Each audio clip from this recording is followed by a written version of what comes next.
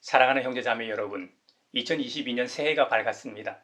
우리가 주님 안에서 한 해를 보내고 다시 주님을 통해 새로운 해를 맞이하게 하셨습니다. 오늘은 교회력으로 성탄절 후 두 번째 주일이며 신년 주일입니다. 이 백성은 나를 위하라고 내가 지은 백성이다. 그들이 나를 찬양할 것이다 라고 말씀하시며 우리를 지으신 하나님께서 우리를 부르십니다.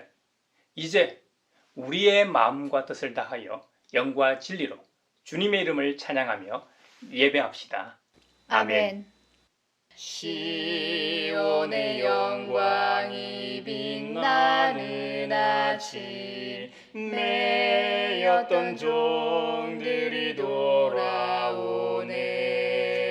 오래전 선지자 꿈꾸던 복을 만민이 다 같이 누리겠네. 아멘. 예루살렘아, 주님께 영광을 돌려라. 시온아, 내 하나님을 찬양하여라.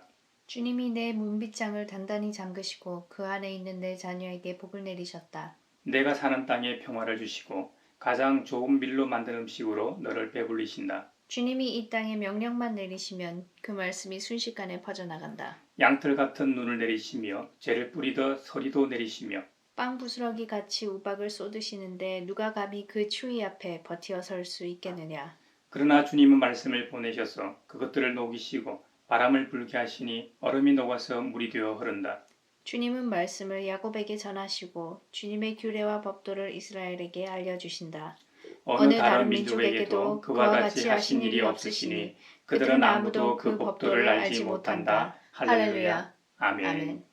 걱정 근심 많은 자를 성령 감화하시며 복과 은혜 사랑받아 평안하게 하소서. 처음과 끝이 되신 주님 항상 인도하셔서 마귀 유혹받는 것을 속히 끊게 하소서.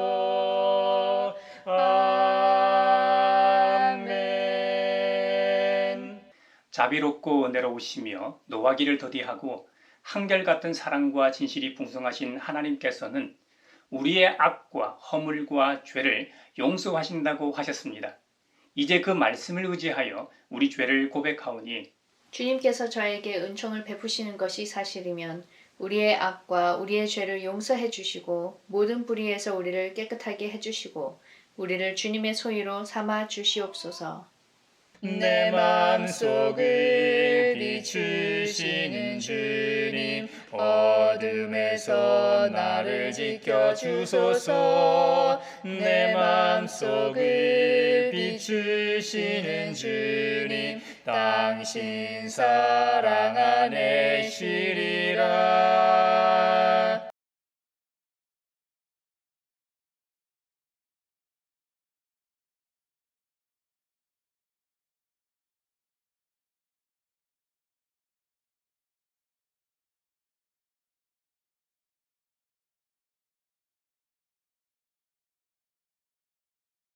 내 이름으로 일컫는 나의 백성이 스스로 겸손해져서 기도하며 나를 찾고 악한 길에서 떠나면 내가 하늘에서 듣고 그 죄를 용서하여 주며 그 땅을 다시 번영시켜 주겠다고 약속하신 우리 아버지 하나님께서 여러분의 죄를 용서하셨음을 주님의 이름으로 선언합니다.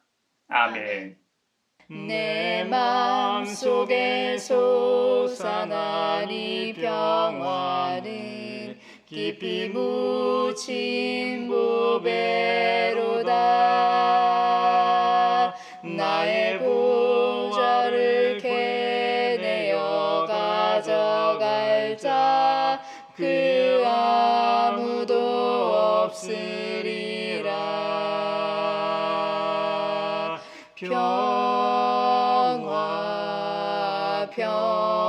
평화로다. 하늘 위에서 내려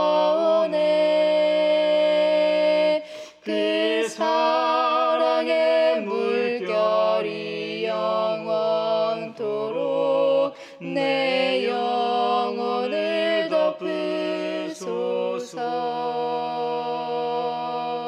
오늘 우리에게 주신 구약의 말씀은 예레미야 31장 7절에서 14절입니다. 하나님의 말씀을 경청하십시오. 참으로 나 주가 말한다. 너희는 기쁨으로 야곱에게 환호하고 세계 만민의 머리가 된 이스라엘에게 환성을 올려라. 주님의 백성을 구원해 주십시오. 이스라엘의 남은 자를 구원해 주십시오. 이렇게 선포하고 찬양하여라. 내가 그들을 북녘 땅에서 데리고 오겠으며 땅의 맨 끝에서 모아오겠다. 그들 가운데는 눈먼 사람과 다리를 저는 사람도 있고 임신한 여인과 해산한 여인도 있을 것이다. 그들이 큰 무리를 이루어 이곳으로 돌아올 것이다. 그들이 눈물을 흘리면서 돌아올 것이며 그들이 간구할 때에 내가 그들을 인도하겠다. 그들이 넘어지지 않게 평탄한 길로 인도하여 물이 많은 시냇가로 가게 하겠다. 나는 이스라엘의 아버지이고 에브라임은 나의 맏아들이기 때문이다. 문 민족들아 너희는 나 주의 말을 듣고 먼 해안 지역 사람들에게 이 말을 전하여라. 이스라엘을 흩으신 분께서 그들을 다시 모으시고 목자가 자기 양떼를 지키듯이 그들을 지켜주신다. 그렇다 나 주가 야곱을 속량하여 주고 야곱보다 더 강한 자의 손에서 그를 구원해냈다. 그들은 돌아와서 시온산 꼭대기에서 찬송을 부르고 주의 좋은 선물 곧 곡식과 새 포도주와 기름과 양 새끼와 송아지들을 받고 기뻐할 것이며 그들의 마음은 물된 동산과 같아서 다시는 기력을 잃지 않을 것이다. 그때에는 처녀가 춤을 추며 기뻐하고 젊은이와 노인들이 함께 즐거워할 것이다. 내가 그들의 슬픔을 기쁨으로 바꾸어 놓고 그들을 위로하여 주겠다. 그들이 근심에서 벗어나서 기뻐할 것이다. 그때에는 내가 기름진 것으로 제사장들의 마음을 흡족하게 할 것이며 내 좋은 선물로 내 백성을 만족하게 하겠다. 나 주의 말이다. 노예 노예 노예 노예 이스라엘 왕이 나셨네.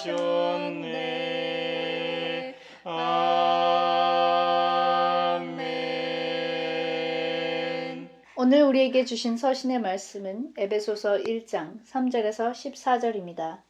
주님의 말씀을 경청하십시오. 우리 주 예수 그리스도의 아버지이신 하나님을 찬양합시다. 하나님께서는 그리스도 안에서 하늘에 속한 온갖 신령한 복을 우리에게 주셨습니다. 하나님은 세상 창조 전에 그리스도 안에서 우리를 택하시고 사랑해 주셔서 하나님 앞에서 거룩하고 흠이 없는 사람이 되게 하셨습니다. 하나님은 하나님의 기뻐하시는 뜻을 따라 예수 그리스도를 통하여 우리를 하나님의 자녀로 삼으시기로 예정하신 것입니다. 그래서 하나님이 하나님의 사랑하시는 아들 안에서 우리에게 거저 주신 하나님의 영광스러운 은혜를 찬미하게 하셨습니다. 우리는 이 아들 안에서 하나님의 풍성한 은혜를 따라 그 피로 구속 곧 죄 용서를 받게 되었습니다. 하나님은 우리에게 모든 지혜와 총명을 넘치게 주셔서 그리스도 안에서 미리 세우신 하나님이 기뻐하시는 뜻을 따라 하나님의 신비한 뜻을 우리에게 알려주셨습니다. 하나님의 계획은 때가 차면 하늘과 땅에 있는 모든 것을 그리스도 안에서 그분을 머리로 하여 통일시키는 것입니다. 하나님은 그리스도 안에서 우리를 상속자로 삼으셨습니다. 이것은 모든 것을 자기의 원하시는 뜻대로 행하시는 분의 계획에 따라 미리 정해진 것입니다. 그것은 그리스도께 맨 먼저 소망을 둔 우리로 하여금 하나님의 영광을 찬미하는 사람이 되게 하시려는 것이었습니다. 여러분도 그리스도 안에서 진리의 말씀, 곧 여러분을 구원하는 복음을 듣고서 그리스도를 믿었으므로 약속하신 성령의 날인을 받았습니다.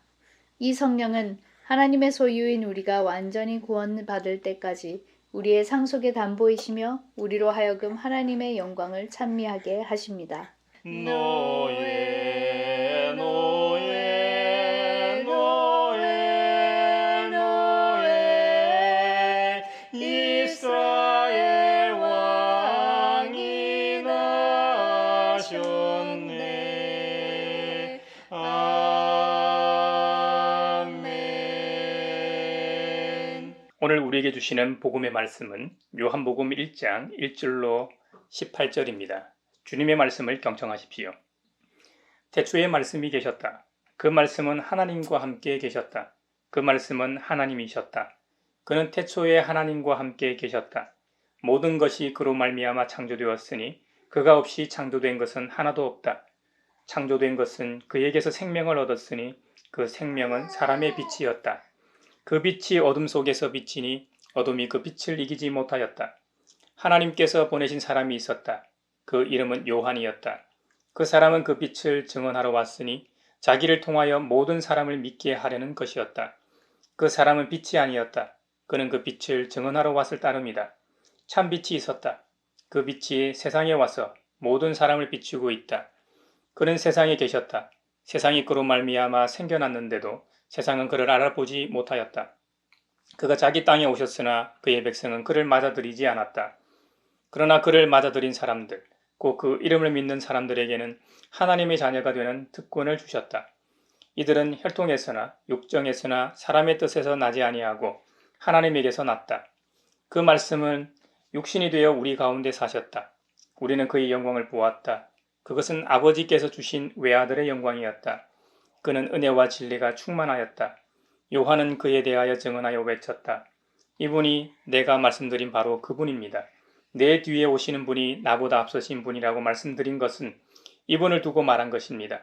그분은 사실 나보다 먼저 계신 분이기 때문입니다. 우리는 모두 그의 충만함에서 선물을 받되 은혜에 은혜를 더하여 받았다. 율법은 모세를 통하여 받았고 은혜와 진리는 예수 그리스도로 말미암아 생겨났다. 일찍이 하나님을 본 사람은 아무도 없다. 아버지의 품속에 계신 외아들이신 하나님께서 하나님을 알려주셨다. 이것은 주님의 말씀입니다. 하나님 감사합니다. 노예 노예 노예 노예 이스라엘 왕이 나셨네.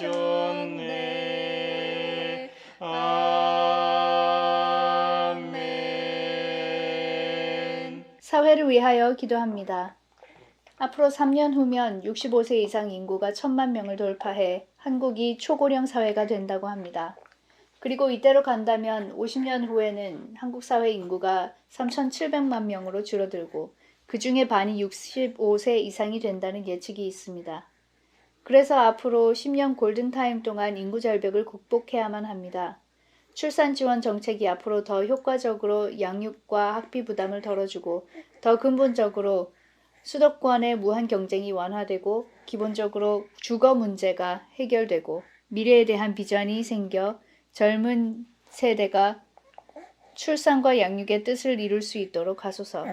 지금 태어나고 자라나는 세대는 마음껏 배우고 꿈을 펼칠 수 있는 정책적, 사회적, 문화적 여건이 마련되게 하소서. 엎드려 절하세 엎드려 절하세 엎드려 절하세 구주 나셨네. 교회를 위하여 기도합니다. 하나님께서 주신 2022년 새해에는 한국 교회가 지난 과거를 성찰하며 회복을 향한 도약의 해가 되게 하소서. 더불어 세상의 외침에 귀 기울여 추락한 신뢰도를 회복하고 무엇보다 기후 위기 극복과 저출산 고령화 문제를 해결하는 데도 앞장서게 하소서. 새로 변화된 국내법 개정과 제도에 적절한 대처를 하는 지혜로운 신앙 공동체가 되게 하시고 올해부터 재활용 쓰레기 배출하는 표기 방식이 기존 재질 중심에서 배출 방법 중심으로 변경된다고 하니 교회 공동체나 성도 가정에서 나오는 쓰레기 중 재활용 불가 쓰레기가 배출되지 않도록 점검하고 쓰레기 감축을 실천함으로 기후 위기로 몸살을 앓고 있는 지구 생태계를 보존하는 청지기가 되게 하소서. 엎드려 절하세 엎드려 절하세 엎드려 절하세 구주 나셨네. 세계 평화를 위하여 기도합니다. 남아프리카 공화국의 데스몬드 투투 성공회 주교가 지난 주일 90세에 서거했습니다. 투투 주교는 남아공 아파르테이트 인종차별 정책하에 억압된 자들을 대변하여 인권운동을 해왔습니다. 또한 진실과 화해위원회를 이끌며 용서와 회복의 길을 이끌었습니다. 정의와 평화를 위해 일평생 바친 투투주교의 유산을 이어받아 아직도 개인적, 구조적 인종차별이 만연한 남아공 사회에서 흑인과 백인이 동등한 시민이자 진정한 이웃으로 살아가게 하소서. 엎드려 절하세 엎드려 절하세 엎드려 절하세 구주 나셨네. 오늘 본문인 예레미야서를 이해하기 위해서는 역사적 배경을 살펴보아야 합니다. 당시 예레미야서의 상황과 비슷한 상황이 우리나라에도 있었습니다. 우리나라 역사를 예로 들면 여러분이 오늘 성경 본문을 더 잘 이해할 수 있을 겁니다. 몇 해 전 영화 남한산성을 재밌게 봤던 기억이 있습니다. 남한산성은 1636년 병자호란의 중심 무대가 된 곳이죠. 병자호란의 발발 원인은 그 당시 국제 정세에 의한 것이었습니다. 병자호란이 있기 40년 전에 임진왜란이 있었습니다. 임진왜란은 그 당시 외인 일본이 명나라인 중국으로 가는 길을 내어달라고 했는데 그 길을 내어주지 않자 조선을 침략한 7년간의 전쟁 아닙니까? 조선은 상국인 명나라를 섬기고 있었습니다. 그래서 조선은 국난이 발생하자 상국인 명나라에 원병을 요청하고 명나라는 구원병을 조선에 파병하게 됩니다. 인류 역사상 해전에서만큼은 가장 위대한 장군이 이순신 장군을 비롯하여 의병 그리고 명나라 지원군이 합세하여 외의 공격을 막아내게 됩니다. 그런데 당시 만주 지역인 북방에서는 여진족이 우리의 혼란을 틈타서 강성해지고 있었습니다. 이들이 훗날 후금이라는 나라를 건국하게 됩니다. 여진족의 후금은 임진왜란이 끝나고 명나라가 약해진 틈을 타서 조선이 상국으로 모시던 명나라마저 공격하게 됩니다. 다급해진 명나라는 조선에게 원병을 파견하라고 요청합니다. 하지만 당시 왕이었던 광해군은 임진왜란을 통해 자주국방과 부국광병의 이 중요성을 깨닫고 명나라와 후금 사이에서 균형을 지키는 중립외교를 실시합니다.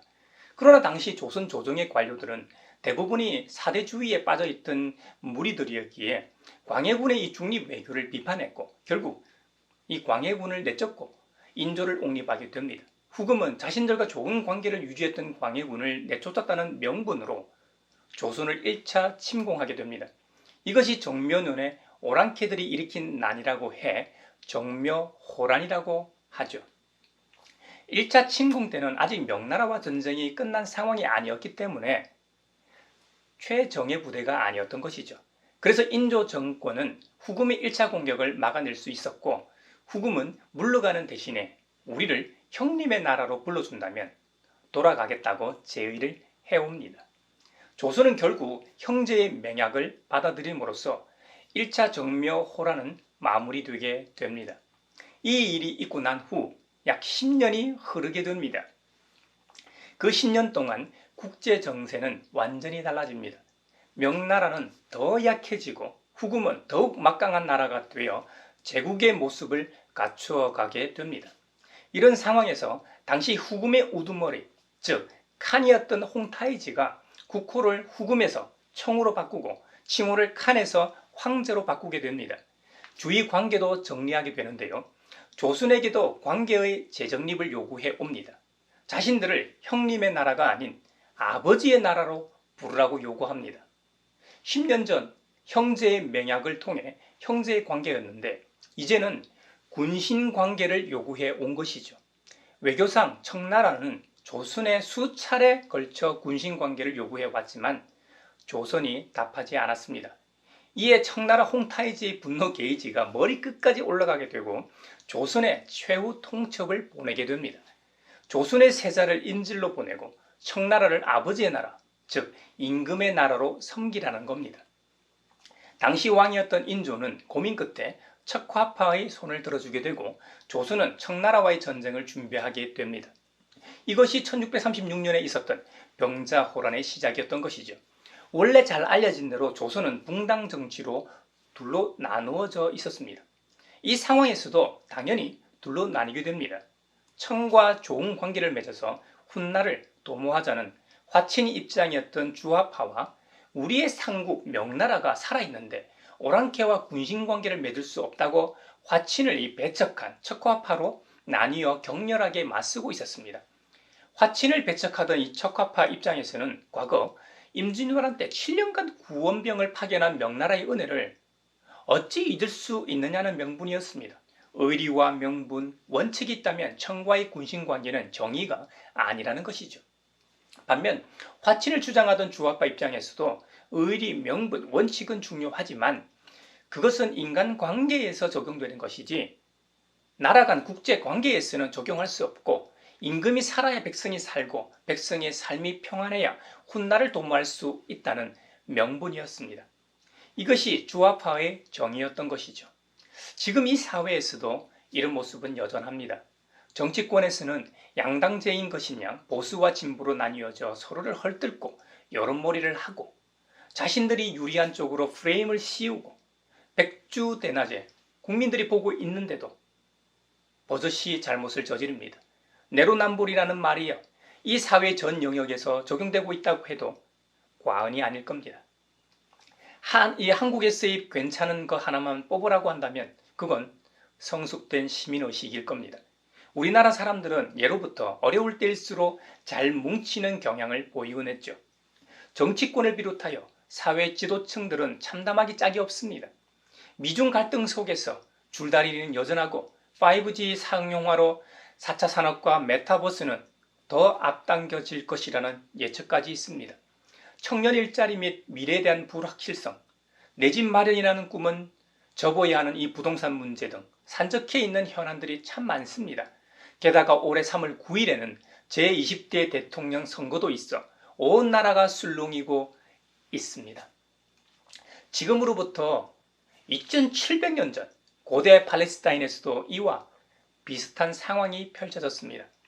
이보다 훨씬 더 복잡한 국제 정세가 요동치고 있었습니다.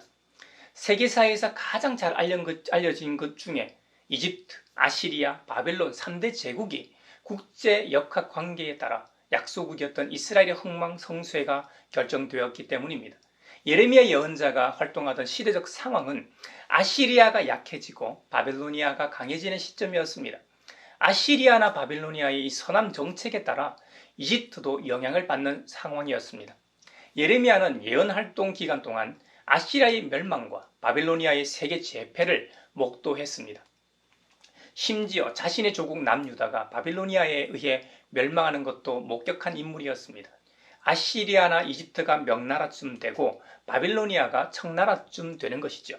물론 남유다가 조선이라고 생각하시면 이해하기가 쉬울 겁니다. 조선이 조공을 받침으로 상국을 섬긴 것에 비하면 팔레스타인 지역의 약소국들은 조공뿐만 아니라 직접적인 내정 간섭까지 받았던 점이 다르다 하겠습니다. 유프라테스 강과 티그리스 강 유역의 대제국들의 이 흥망성쇠에 따라 이집트가 직간접적으로 팔레스타인 지역을 장악하기도 했습니다. 신학적으로 하나님께서는 선민 이스라엘의 불순종에 따라 주위 열강들을 그 채찍으로 사용하셨던 것이고 역사적으로는 당시 국제정세의 관계 속에서 이스라엘의 흥망성쇠가 좌지우지 되었던 것이죠. 조선에게 있어 북방민족이 후금이었던 것처럼 예레미야서에서 북방에서부터 재앙이 넘쳐 흐른다는 이 표현은 바로 바빌로니아의 부상을 가리킵니다. BC 605년 갈그미스 전투에서 아시리아와 이집트 연합군과 바빌로니아의 전쟁에서 바빌로니아가 승리함으로 아시리아 제국은 역사에서 사라졌습니다. 갈그미스는 유프라테스 강 상류에 위치한 도성으로 메소포타미아 문명과 소아시아 즉 유럽을 연결하는 동서고속도로의 거점이었습니다. 매우 중요한 지정학적 위치를 차지하기 위해 이곳을 두고 두 문명이 부딪히게 된 것이죠. 반면 남유다의 국내 상황은 어땠을까요? 흥미로운 점은 후대인 우리 입장에서는 눈물의 선지자 예레미야나 종교 개혁을 단행한 선한 왕 요시야 둘 다 좋은 인물로 기억됩니다. 하지만 둘 다 동시대 인물이었음에도 불구하고 서로에 대한 기록이 거의 없다는 점입니다. 여러분, 좀 이상하지 않습니까? 왜 그랬는지 직접적인 기록이 성경에는 없지만 추측해 볼 수는 있습니다. 종교개혁 사건이 중요하긴 했지만 예레미야의 예언 활동 방향과는 거리가 있었기 때문이지 않을까요? 예레미야는 국제 정세의 급변하는 상황을 주시하며 북방 민족의 동태를 예의주시하고 있었습니다. 반면 요시야는 왕권 강화와 민족주의 속에서 정치를 이끌어가고 있었기 때문입니다. 요시야는 8살에 왕위에 올랐습니다. 여러분, 8살짜리 어린이가 나라를 어떻게 통치했겠습니까? 성경 기록에 수렴청정 같은 대리정치하는 내용은 없지만 조정 대신이나 어떤 세력에 의해서 국정을 함께 통치했을 겁니다. 그러다 보니 어린 요시야는 본인이 실권을 잡게 되면 왕권을 강화해야 하겠다는 생각, 신념이 자리 잡았겠죠.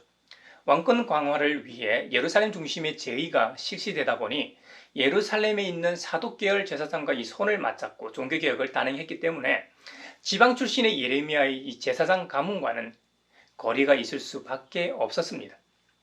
예레미야의 가문을 포함하여 지방의 제사장들은 그로 인해 심각한 타격을 받았을 겁니다. 한마디로 요즘 하도인 차별 대우가 있었고 이런저런 이유로 요시야와 예레미야는 서로에 대해 언급조차 하고 있지 않는 것 같습니다. 거기다 종교개혁을 단행한 요시야는 무기또에서 의문의 죽음을 맞습니다. 물론 성경에는 이집트 왕 바로느고가 요시야를 죽였다고 기록되어 있습니다. 이건 역시 요시야의 민족주의적 성향과 당시 집권 세력이었던 무리의 반이집트 성향이 바로느고의 심기를 건드린 것으로 보입니다. 이에 대제국 간의 국제전쟁이었던 갈그미스 전투로 가는 길에서 요시야를 죽임으로 자신의 왕권을 과시하려는 요인과 요시야의 외교 결례로 인해 발생한 사건으로 추측이 됩니다. 역사적으로 요시야라는 인물은 광해군과 비슷한 인물로 보입니다. 요시야 이후 이집트와 바빌로니아는 직접 유대의 왕을 임명합니다. 마음에 들지 않으면 왕을 직접 사로잡아서 가서 죽이고 자신들의 입맛에 맞는 사람을 왕으로 세우기도 했습니다. 적어도 우리나라는 삼국이 명나라나 청나라의 인준을 받는 시기였지 이런 적은 없었습니다. 서두에 언급했던 청나라 홍타이지에게 병자호란 때 왕이 직접 무릎을 꿇은 게 우리나라 역사에서 단 한 번 있었던 일입니다. 이스라엘에서는 한 나라의 왕을 폐위하고 죽이고 친성향의 사람을 임의로 세우는 일을 마음대로 했다는 겁니다. 예레미야 예언자가 활동하던 시기에 유다는 고대 중동의 복합적인 국제 정세 상황에서 약소국으로 그것도 우리나라 경상남북도 정도밖에 안 되는 작은 영토를 소유한 나라였습니다. 동시대 인물로서 눈물의 선지자인 예레미야나 종교개혁을 단행한 요시야 왕이나 서로 정적의 긴장 관계 속에서 그 역할을 다했다는 점을 볼 때나 국제 정세 속에서 자신의 입장에 따라 친이집트 성향이나 친아시리아, 친바빌로니아의 성향을 갖고 있는 것을 볼 때 작게는 개인의 영달을 위해 크게는 나라를 생각하는 마음에서 그렇게 행동했다는 것이죠. 마치 사사기에서 나오는 각기 자기 소견에 옳은 대로 살았다는 겁니다. 결국 하나님의 뜻이 아니라 자신들의 뜻에 따라 살다 하나님과의 언약을 저버리고 나라는 망하고 백성들은 사로잡혀 가기도 하고 또 먼 타국으로 먼지 날리듯 흩어졌다는 겁니다. 구한말 우리 조상들이 살고자 연해주로 만주로 가서 정착하여 살지 않았습니까? 그러다 스탈린에 의해 중앙아시아로 강제 이주당했던 것처럼 말입니다. 인간 세상이 아무리 복잡하고 나라 간 국제 정세나 외교 관계에 의한 것이라 하더라도 이 모든 것은 역사를 주관하시는 하나님의 주권 안에 있다는 사실입니다. 하나님께서는 예레미야서 오늘 본문에서 예언자를 통해 이렇게 말씀하십니다. 참으로 나 주가 말한다. 다른 누가 말하는 것이 아닙니다. 천지를 지으신 하나님, 이 아름다운 세상을 창조하신 창조주께서 직접 말씀하신다는 겁니다. 이것만큼 확실한 증언이 어디 있겠습니까? 하나님과의 언약을 파기한 대가로 곳곳으로 흩어져 살았던 사람들을 다시 모아 데리고 오실 뿐만 아니라 목자가 자기 양떼를 지키듯이 지켜주시겠다는 회복의 말씀입니다. 그들을 사로잡아 갔던 강한 자들로부터 그들을 구원하신다는 겁니다. 그 옛날 아브라함과 약속하셨던 것처럼 시온산에서 찬송을 부르게 된다는 겁니다. 곡식과 새 포도주와 기름과 양새끼와 소홍아지와 같은 물질의 풍요를 회복시켜 주신다는 겁니다. 그때는 처녀가 춤을 추며 젊은이와 노인들이 함께 즐거워하며 기뻐한다는 겁니다. 이런 물질의 풍요는 날씨가 중요한 조건입니다. 특히나 그 옛날에는 절대적으로 자연 상황에 따라 풍작이 될 수도 있고 흉작이 될 수도 있었습니다. 적당한 일조량과 풍부한 수량, 그리고 바람이 있어야 벼가 잘 자라고 또 들에는 풀이 잘 자라 가축들의 먹이가 풍부할 수 있었죠. 그래서 구약 성경에는 하나님께서 이른 비와 늦은 비를 적당한 때에 내리셔서 축복하신다고 기록하고 있습니다. 이른 비와 늦은 비의 축복을 언급하고 있는 신명기에서는 하나님의 백성들이 하나님을 사랑해서 하나님의 명령을 정정하고 섬기며 지키고 행하면 하나님께서 나머지 모든 것을 알아서 해주실 것이라고 약속하고 있습니다. 이스라엘은 실제로 출애굽 때부터 하나님께서 그들을 책임져 주셨습니다. 광야에서 먹을 것 하나 없는데 하늘의 양식인 만나로 먹이셨습니다. 마실 물이 없을 때 반석에서 물이 나와 그들의 목을 축이셨습니다. 고기를 먹고 싶다고 했을 때 메추라기를 통해 먹이셨습니다. 광야에서 무방비로 노출된 상황에서 적으로부터 그들을 보호하고 지켜주신 분도 바로 하나님이십니다. 광야와 사막의 밤은 몹시도 춥습니다. 낮에는 견디기 어려울 정도로 온도가 상승해 덥습니다. 그래서 밤에는 불기둥으로, 낮에는 구름 기둥으로 그들을 안전하게 인도하셨습니다. 약속의 땅인 가나안에 입성했을 때 그곳은 지구상에서 가장 비옥한 땅이냐? 그것도 아닙니다. 이스라엘 평야와 같은 곡창 지도도 있지만 대부분은 산지나 구릉입니다. 그들에게 있어 가장 크게 차지하는 물 공급원은 바로 비였습니다. 그러니 이른 비와 늦은 비는 그들의 생명의 젖줄과도 같은 것이었죠. 이른 비는 가을에 내리는 비로 여름 동안의 건조함을 끝내고 밭가리에 좋은 땅을 마련해 주었습니다. 늦은 비는 봄비로 3, 4월경에 내리는 큰 비였습니다. 이 늦은 비는 모든 식물의 싹을 촉촉히 적시어 여름이 시작되기 전에 온 땅을 초록으로 뒤덮게 하는 촉매제가 되었던 것이죠. 그러니 이른 비와 늦은 비가 적당한 때에 내리는 것은 팔레스타인에서 살아가는 사람들에게 있어 가장 중요했던 것이죠. 이스라엘은 9월이 새해 시작이기 때문에 이른 비와 늦은 비의 시기가 다른 겁니다. 이것이 하나님께서 이스라엘 백성에 주시는 선물이었던 것이죠. 이 선물로 인해 그들은 육적으로 구원을 얻을 수 있었던 것입니다.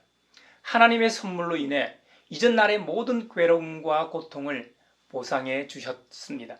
하나님의 위로로 슬픔이 기쁨으로 변하고 근심에서 벗어나 기뻐하게 된다는 겁니다. 이것이 다 하나님의 선물이라는 것입니다.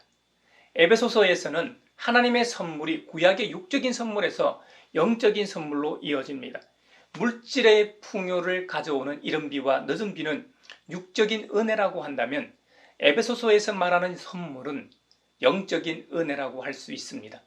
그 옛날 이스라엘 백성들을 택하셔서 선민으로 살아가게 하신 이유는 하나님 앞에서 거룩하고 흠없는 사람이 되게 하시기 위함이었습니다.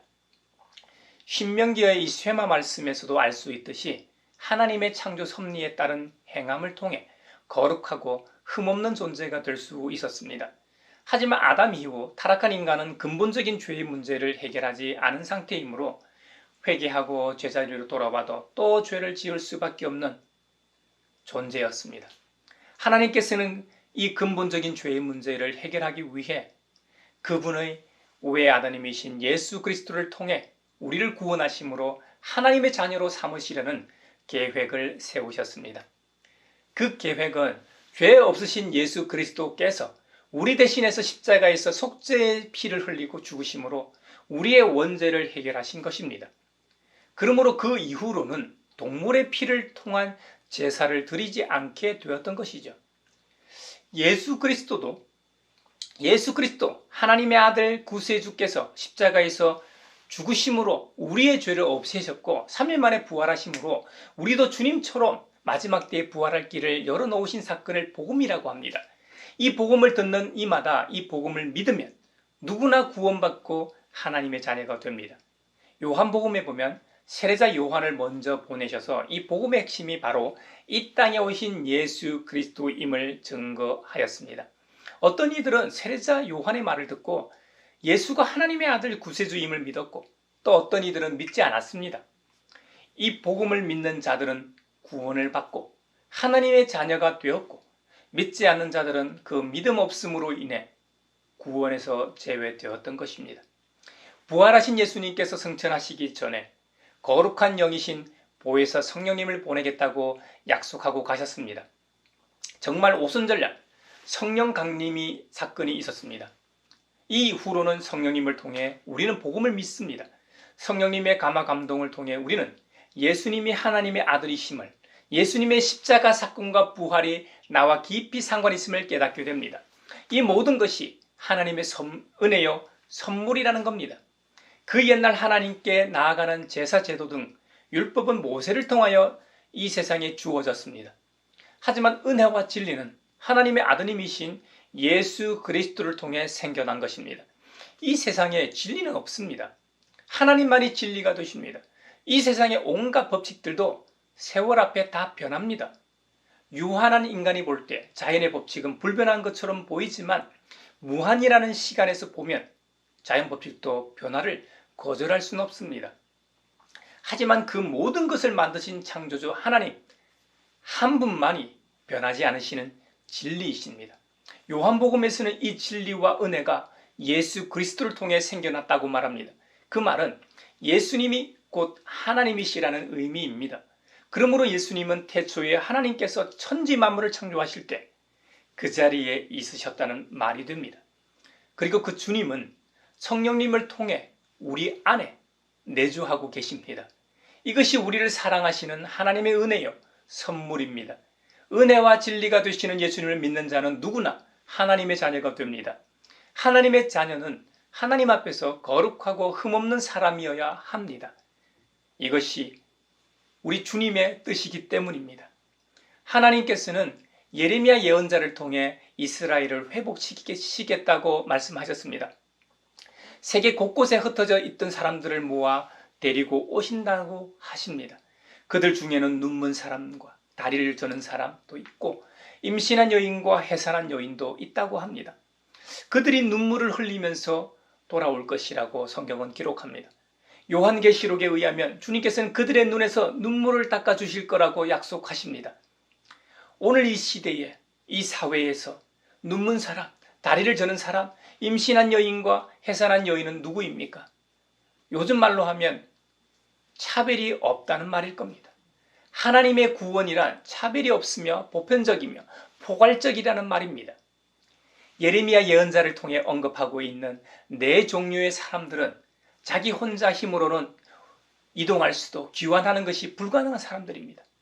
눈먼 사람, 다리를 저는 사람, 임신한 사람, 출산한 사람, 지금이야 교통편이 워낙 좋아서 어떻게든 고국으로 귀환할 수 있지만 그 옛날 도로도 없던 시대에 도움의 손길이 없이 어떻게 그들이 움직이고 귀환할 수 있었겠습니까? 포로기 이후 국가를 재건하는 상황이라면 더욱 이들은 걸림돌이었을 겁니다. 하지만 자비와 은혜가 풍성하신 하나님께서는 주님의 형상을 닮은 존귀한 존재로 인식하셨다는 의미입니다. 더없이 귀한 이 존재들을 누가 비난하고 멸시할 수 있단 말입니까? 또한 구약 제사 규정에 의하면 이들은 하나님께 나아갈 자격조차 없었던 자들입니다. 반면 우리 주님께서 선포하시는 복음은 남자도 여자도 헬라인도 유대인도 장애인도 비장애인도 차별 없이 해당한다는 겁니다. 이것이야말로 창세기 1장에서 하나님께서 천지 만물을 창조하시면서 보시기에 좋았다 하고 말씀하신 모습일 겁니다. 오늘은 2022년 새해 첫 주인 신년주일입니다. 올 한 해 우리가 어떻게 살아가야 할지 다짐하는 시간이 되시길 바랍니다. 올 연말 송년주일에 우리 모두가 신년주일 말씀대로 나름 잘 살았어 하고 고백할 수 있기를 바랍니다.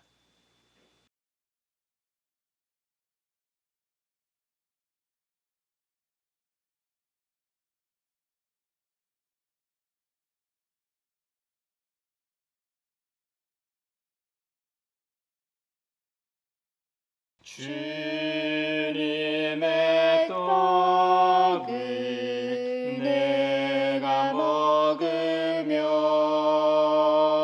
주님의 잔을 내가 마시고 근심의 짐을 벗어버리니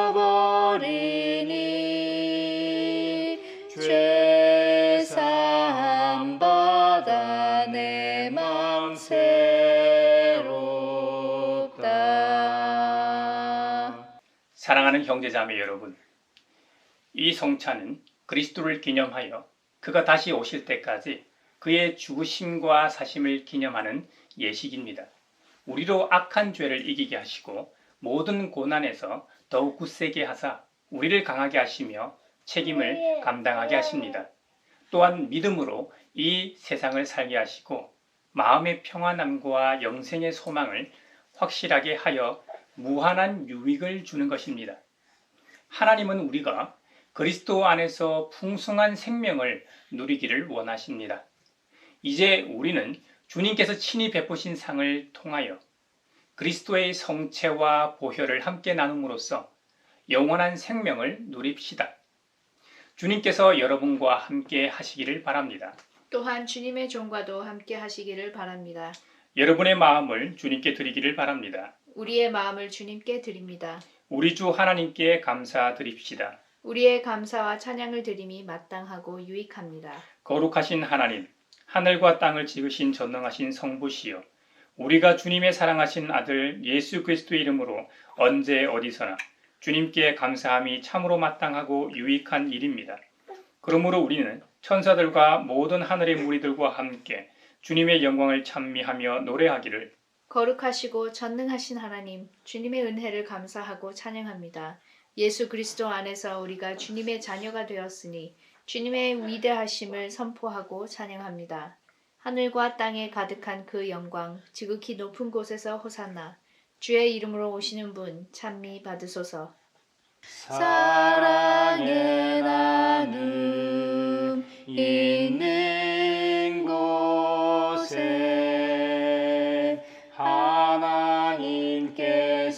하나님께서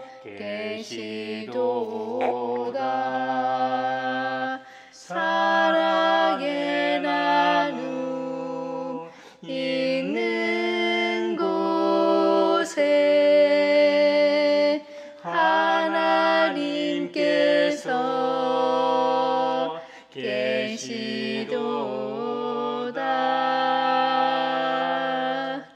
성찬 제정의 말씀은 고린도전서 11장 23절로 26절입니다. 내가 여러분에게 전해준 것은 주님으로부터 전해받은 것입니다. 곧 주 예수께서 잡히시던 밤에 빵을 들어서 감사를 드리신 다음에 떼시고 말씀하셨습니다. 이것은 너희를 위하는 내 몸이다. 이것을 행하여 나를 기억하여라. 식후에 잔도 이와 같이 하시고서 말씀하셨습니다. 이 잔은 내 피로 세운 새 언약이다. 너희가 마실 때마다 이것을 행하여 나를 기억하여라. 그러므로 여러분이 이 빵을 먹고 이 잔을 마실 때마다 주님의 죽으심을 그가 오실 때까지 선포하는 것입니다. 아멘. 거룩한 성찬을 위해 성령 하나님의 임재를 위한 기도를 드리겠습니다. 여기 모인 우리를 위해 십자가에서 살을 지키시고 피를 다 흘려주신 주님, 오늘 우리가 정결하지 못한 마음과 육체를 가지고 이 자리에 나와 있습니다. 이제 주님의 성체와 보혈을 재현하는 귀한 성례전 앞에 있습니다. 주 성령님, 이 자리에 임하시어 떡과 잔을 성별하시며 이를 먹고 마시는 우리의 입과 육체의 모든 기능에서 주님의 살과 피를 깊이 경험하는 소중한 순간으로 만들어 주옵소서. 그리하여 주님을 뵙는 기쁨이 가득하게 하시고 그리스도의 변화된 몸을 입어 세상을 변화시키게 하소서. 성령님의 특별하신 임재 안에서 이 고귀한 성례전이 이루어지게 하소서. 우리 위하여 몸짓고 피 흘리신 우리 구주 예수 그리스도 이름으로 기도하옵나이다. 아멘. 이제 우리의 신앙을 고백하며 니키아 신조를 함께 고백하도록 하겠습니다. 본 교회는 이 성찬 때마다 사도신경을 우리의 신앙으로 고백합니다마는 1년에 단 한 번 연초에 니케아 신조를 대신 고백합니다. 그래서 이제 함께 니케아 신조를 고백합니다.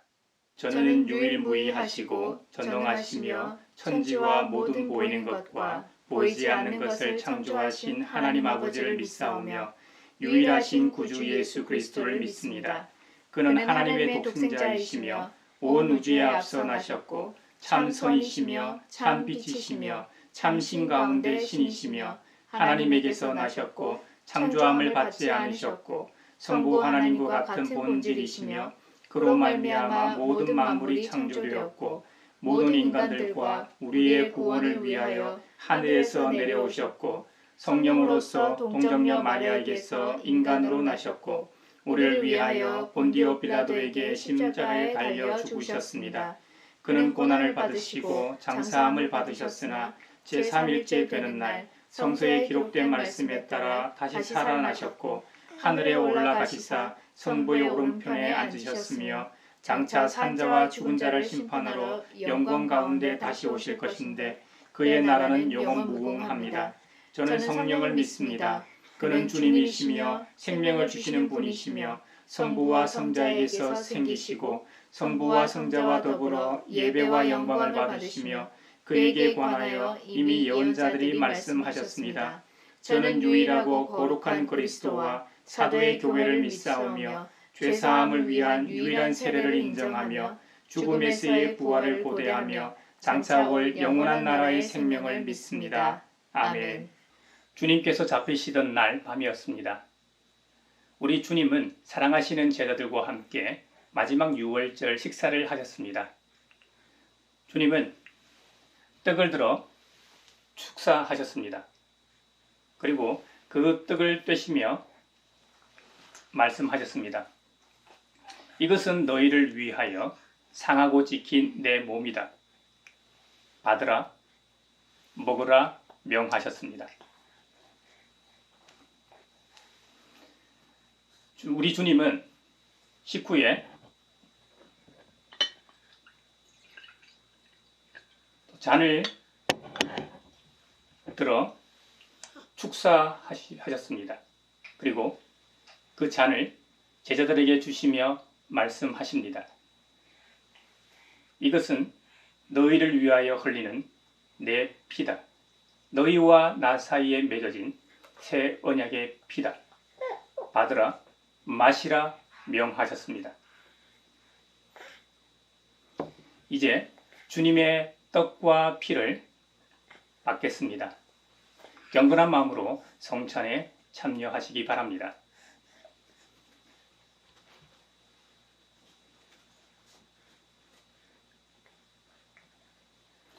이것은 주님의 몸입니다. 아멘.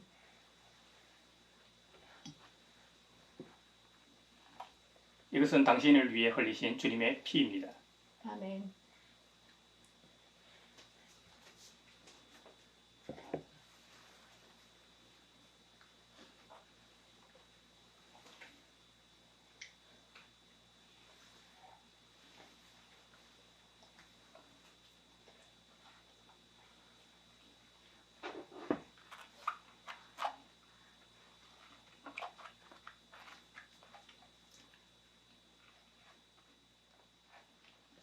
이제 함께 감사의 기도를 드리겠습니다. 주님, 우리가 주님의 성체와 보혈에 참여하였습니다. 우리를 위하여 흘리신 그 은혜에 감사합니다. 이제 생명의 양식을 받은 자로서 항상 주님과 함께 믿음과 소망과 사랑을 가지고 세상에 흩어져 평화의 사도로서 증거하며 살게 하소서. 주 예수 그리스도의 이름으로 기도하옵나이다. 아멘. 내게 있는 모든 것을 아낌없이 드리네. 사랑하고 의지하며 주만 따라 살리라. 주께 드리네. 주께 드리네.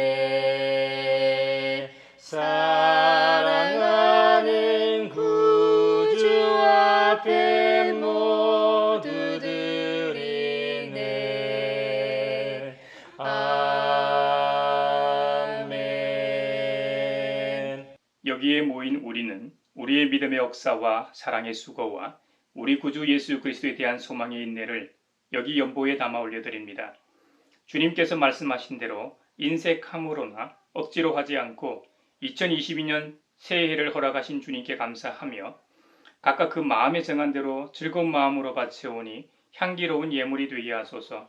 은혜의 주님, 우리의 정성을 어여삐 여기시어 주님께서 베푸신 은혜에 비하면 보잘것없지만 말씀하신 대로 미리 구별하여 드리오니 기쁘게 받으시옵소서. 우리의 가진 것이 비록 적어도 바치는 기쁨은 더 커지고 버는 것이 적어도 나누는 즐거움은 더욱 넘쳐 우리 믿음의 소문이 각처에 퍼지게 하소서. 우리 주 예수 그리스도의 이름으로 감사하며 기도하옵나이다. 아멘. 그 선한 힘에 고요히 감사하여 그 놀라운 평화를 누리며 나 그대들과 함께 걸어가네. 나 그대들과 한 해를 여네. 지나간 허물 어둠의 날들이 무겁게 내 영혼 짓눌러도 오 주여 우릴 외면치 마시고 약속의 구원을 이루소서. 그 선한 힘이 우릴 감싸시니 믿음으로 일어나 일 기대하네. 주 언제나 우리와 함께 계셔 하루 또 하루가 늘 새로워.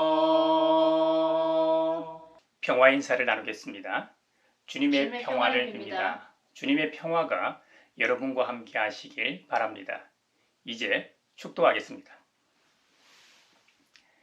시간의 주인이신 아버지 하나님께서 지난 한 해를 감사로 기억하며 새로운 희망과 믿음으로 새해를 맞이한 여러분에게 복의 복을 내려주셔서 언제 어디서나 여러분을 지키시기를 원하며 주님께서 그분의 인자한 얼굴을 여러분에게 비추사 필요에 따라 물질과 건강과 은혜 베푸시기를 원하며 주님께서 여러분에게 그리고 여러분의 가정과 하는 일과 자녀들에게 함께 하시길 원하며 주님의 몸된 하나의 거룩하고 보편적인 사도적인 모든 교회와 코로나 종식을 바라는 이 나라와 세계 그리고 하나님의 선물인 구원을 주심에 감사하여 하나님 앞에서 거룩하고 흠없이 살고자 다짐하는 사람들 위에 평강 주시기를 성부와 성자와 성령의 이름으로 축원하옵나이다. 아멘.